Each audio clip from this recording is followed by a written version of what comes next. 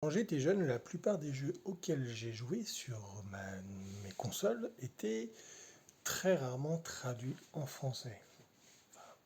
Quelques-uns en tout cas n'étaient pas toujours traduits en français.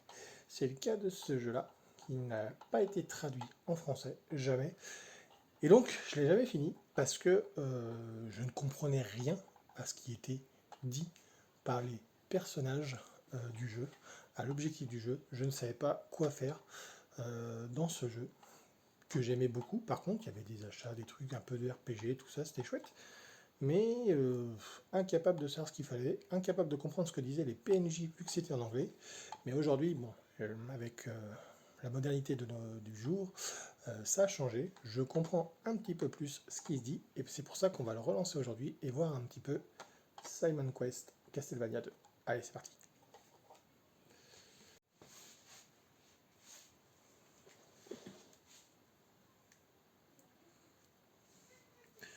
Donc là, par exemple, c'est un exemple de ce qui était affiché à l'époque et qu'on ne comprenait rien vu que l'anglais n'était pas la langue qu'on parlait le plus.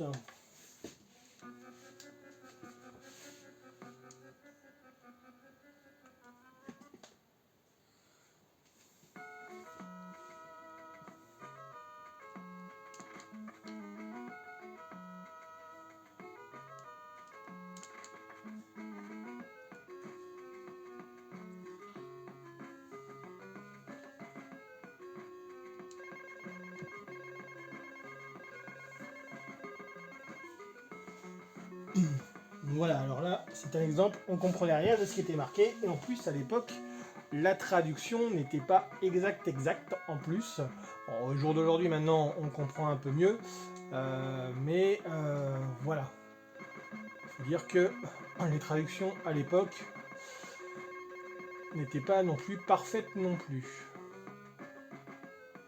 Bon, au jour d'aujourd'hui, on comprend un peu mieux ce qui se dit dans cet exemple-là, que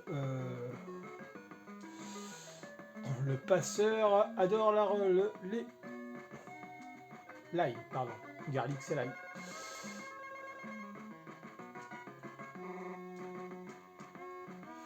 Le Torn, je ne sais toujours pas ce que ça veut dire. Si quelqu'un a une idée, n'hésitez pas. Enfin voilà, un petit jeu Castlevania différent du premier. Le premier était vraiment un RPG,